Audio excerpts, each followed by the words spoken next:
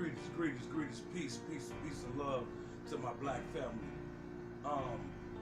Back with another exclusive video. This time I think I'm gonna go ham.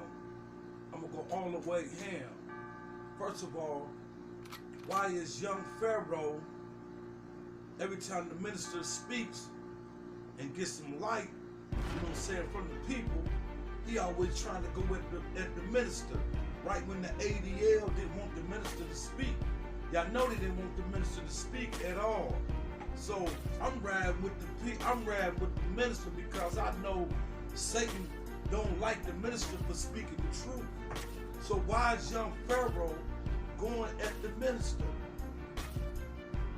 Like I said before, it's all about jealousy. People hate your success. You know, the minister Farrakhan been fighting 60 years for black people. He did more for black people than young Pharaoh can even imagine. But back to the principles of what we supposed to be doing as black people. We supposed to respect our elders. See, young Pharaoh, you couldn't live in an African society because you had to respect your elders well as the women. You couldn't live in an African society. Why you disrespect the minister? Why do you disrespect the minister? Why does dude keep disrespecting the minister like he going out his way working for COINTELPRO, which is the CIA who hate the minister Farrakhan? I hear a lot of conscious people like the Hebrew nation, people from the black conscious community. You just regurgitate. That's all you're doing. Read a bunch of books, watch a bunch of videos, regurgitate the information, but it has not changed your heart. What good is this information about black people, and every time you turn around, you trying to tear somebody black down? I appreciate young Pharaoh coming out, smashing Kansas horns. She don't fight for black people. That was very general. To jump on that, boom, cut her right off. But the minister Farrakhan, y'all charge the minister with stuff you can't prove. It's all hearsay. All because the ADL and these house Negroes write all these biased books on Farrakhan. But see, I know better, because I have my dealings with wicked white people. And the first thing they do is lie. And they hate for black people to stick together. So that rift between the Nation of Islam and Malcolm X was started by the white man. All they did is infiltrate Honorable Elijah Muhammad's right hand man. And he whispered to Honorable Elijah Muhammad's ear. Honorable Elijah Muhammad tell this nigga, Malcolm cool. But they mad because Malcolm got a higher position in the nation. But they want to tell Honorable Elijah Muhammad that he trying to take over the nation. That's how niggas work. But it's proof that the government, the CIA, worked along in killing Malcolm X. They worked alone in killing Malcolm X. And they used some niggas as a decoy. The video that I'm about to show you by Dick Gregory proves and debunks all people who said Minister Farrakhan had something to do with Malcolm X's death. Quit regurgitating the white man's knowledge. The white man tells you this kind of stuff and you run with it. You don't know the white man. That's why I like the Honorable Elijah Muhammad's teachings. He went into the mind of the cycle of the white man's mentality. And that's why I know the white man when I see him and what he's about and what his coach is about. He hates to see black people unified. So he create niggas like young Pharaoh. And Pharaoh got a lot of white followers following because he's so back and forth and he jumping back and forth. Most people prescribed to Honorable LOUIS FARRAKHAN are black people. Not only Muslims, call a million man march, young pharaoh. The Honorable Louis Farrakhan got power. And that's what a lot of you Negroes are jealous of. All you do is make YouTube videos. I can remember some times when I used to read and see Farrakhan on TV fighting for black people, when nobody else would even speak for us in this country. The Nation of Islam did. The Nation of Islam did. Despite how y'all feel about the Nation of Islam, they've been around 90 years. All that money, all the money that's back. What's the rumor? They got money backed by the Ku Klux Klan. I read that in the book when the Honorable Elijah Muhammad did not take the money from the Klan. But he said, if you want to, it's on you. The Klan said in the book, message to the black man, that I would pay you money to keep your dark ass people away from my people. We don't want to mix with them no way.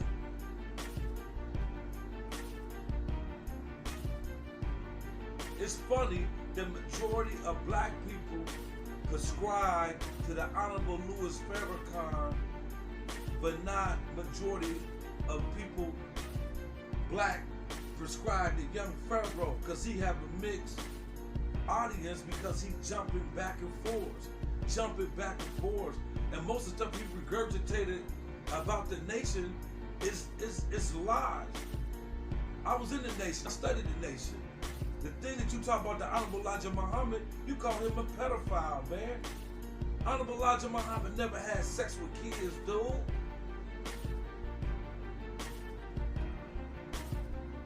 I mean, you can disagree with people. You ain't gotta lie to disagree. That's not genuine. That's not being genuine from your heart.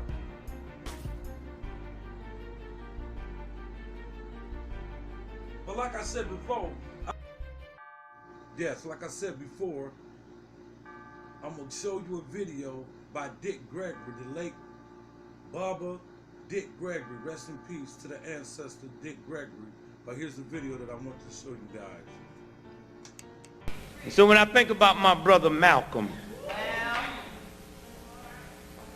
I think about this little thing that just happened with his daughter, and I'll be honest with you. I got 10 children, 7 girls, 3 boys. If I thought I had a child that thought somebody killed me and wanted to avenge it and waited 30 years,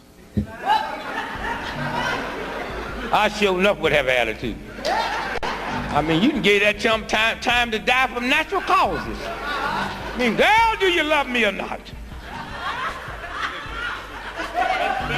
But listen what they told us. They told us that Malcolm X's daughter, see, I don't deal in friendship. Did she do it or not? I deal in logics. Here's a woman here in New York City. She decides she's going to kill Farrakhan. She leaves New York where all the murderers are. They got people that'll kill somebody for you just to practice, because they know they're going to kill somebody on July the 4th. They just want to practice. She leaves New York, all the murderers, and goes to Minnesota where they ain't even had a drive-by shooting. Think about it. Go ahead. To hire a white boy to kill one of the most guarded brothers. A white boy. We don't even have to deal with that. I knew Malcolm. I loved Malcolm. Malcolm called me the Sunday that he died. I was working Basin Street East. He said, Brother Greg, you coming by today? And I said, Malcolm, I love you. And I said, I love you so much, I don't even want to take a chance to be there. He said, what do you mean, Brother Greg? I said, well, I close tonight, Sunday night at Basin Street East. And I said, but I had my wife book me a flight into Chicago at 8 o'clock this morning, and I'm going to Chicago, and I had way beneath my salary booked me into a college about 10 miles from the airport. And I'm going to go there and speak this afternoon, and I'm going to stay there until they tell me you dead. Because I'm not going to let this government get two of us for the price of one. And I'm going to call Adam Clayton Powell when I finish talking to you and beg him not to come there. Because today, the United States government is going to get you.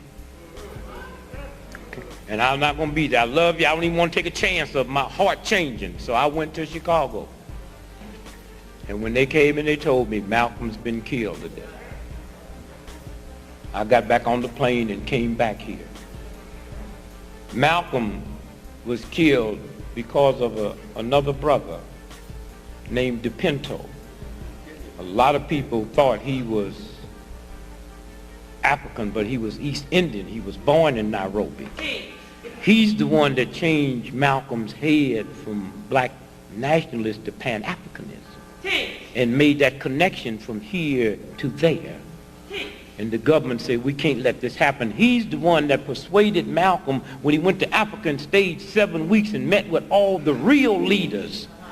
And then he's the one that discussed with Malcolm of bringing racism to the doorsteps of the UN. And as Malcolm was being shot dead in New York City, DePinto was being gunned down in Nairobi. All right. Same time. All right? Same time. So don't tell me about no black Muslims. That's a fact. That's a fact. The same time. Same time. Malcolm was being gunned down. Now, let me finish this by saying this. And you folks out there on radio, when we cut off, that's why you should be here. Let that go right there. Come on down, please. Yeah, y'all come on down. Yeah. We'll be here. We're not, you know, if you get here late, we'll be here next week. Just wait on us. You ain't got nothing to do. Nothing to do. Now, let me show you how this white racist system treats black folks. The black folks that they got to kill Malcolm, Malcolm was standing on a stage like I am. They threw a smoke bomb in the back. When everybody got to watching the commotion, the brothers ran up with double-barrel shotguns and shot him. But under the Freedom of Information Act, we were able to get the autopsy of Malcolm, and all the bullets in Malcolm is going down. Now, I can't stand on this stage and y'all down there pointing up, which means the government have such a low view of those black folks that would do it. They didn't even give them real bullets. They gave them blanks. Malcolm was shot from the ceiling top. And also under the Freedom of Information, the CIA have been forced to admit that they rented the Audubon Ballroom a week before. And that's when they went in there and tore them walls out and put them guns in the wall and shot him from a downward projection. That's what this game is about. But Malcolm lived a good life. Yes, he did. The movie did not portray that. Of course not. The movie was an insult. Yes. I mean, here my man get killed, ain't got no insurance, no money. Betty pregnant with twins, got 4 kids, and then have 2 more, and then go ahead and raise them and go on and get her a doctor's degree. And in that old heathen movie, they ain't got room in that to tell me about what Betty did. But can show Malcolm snorting coke and having sex with a white woman in a car. This is a black person that did that. And then show Malcolm putting his head in a toilet. Now that's in the book, page 122. Malcolm has never put his head in a toilet. So if that shows up in the book, the conspiracy goes all the way back to Alex, who didn't write Malcolm, nor did he write Roots. A white boy, the senior editor of Playboy magazine, Murray Fisher, wrote both them books. And as we stand here now, them 2 books makes about $7 to $8 million royalty right now every year. What you say? Then how come when Alex died, they had to auction off his stuff to pay off his bills. How come they didn't attach his royalties? Because he don't get no royalties. That's the game. All right? The whole book's a lie. Now y'all heard what Dick Gregory said. Tell me what y'all think. You know, tell me what you think for real. Leave a comment below. Let me know what's going on, cause I thank the Honorable Elijah Muhammad for schooling me about the white man. You know, learning where the white man come from. You know, the Honorable Elijah Muhammad's teaching is deep. I mean, I'm a Muslim by nature for what they say what Muslim really stands for. One, to submit to the will of Allah or the will of God. But religion is not for me. You know, I studied the Kemetic way of life. You know what I mean? Which I believe all religion derive from Kemet. You know, because you can look in the tombs and see people prostrating in paintings like they was making salah. You know what I mean? And at one time, under one of the Egyptian kings, they did practice what they call a monotheism religion. You know what I'm saying? With the one God, you know, concept. You know. But anyway, that just goes to show. Old media is out. It's 2020. We giving props to the Honorable Elijah Muhammad. We giving props to all black people who fought hard for our freedom. We giving props to Huey P. Newton. And none of those brothers perfect. None of them. You know what I mean? But to lie on people so you can get more followers is like, it's some dishonest shit. You know what I'm saying? It ain't real. It ain't real, man. It ain't authentic at all. It's fake. You know what I mean? So you got this guy, Young Pharaoh, going at a pioneer. You know, if you study African tradition, we always gave honor to the elders. So you got to give your elders props. You may be able to disagree with them, but you ain't got to lie on them and beat them up and all that. Because people going to protect the Honorable LOUIS Farrakhan. Young Pharaoh, you don't even have an army. You know, I don't think nobody want to do nothing to you, man, for running your mouth, man, because the Honorable LOUIS Farrakhan understand that our people are sick. So you can't jump on nobody and say stuff to people and respond to ignorance, because most of our people are sick. We hate to see a successful black man who do not have the backing of white people. We only praise black people if they got the backing of the white man. If they got the backing of the white man say, hey, he's the real deal, Holyfield, and then we arrive with that brother. We'll rock with that brother. But since that brother believes in separation and believes that black people can, you know, obtain prosperity without other people's interference, as long as we got black people who want to latch on to the white man, you know, and they hate to hear you being independent. You know, they think you racist because you want to, you know, uplift your people from the same people that's oppressing your people. You know, I don't understand. You know, here's a man, Young Pharaoh, he want to give Trump all praises. And he want to dog the Honorable LOUIS Farrakhan out. Man, that shit fake, phony as fuck. I'm out of here, man. Tell me what the fuck y'all think, man. And don't forget the Cash App, motherfucker, man. It's the only way that I keep this shit, man, rolling, man. You know what I'm saying? Cash App a nigga. I'm out of here. Peace. Streets watching.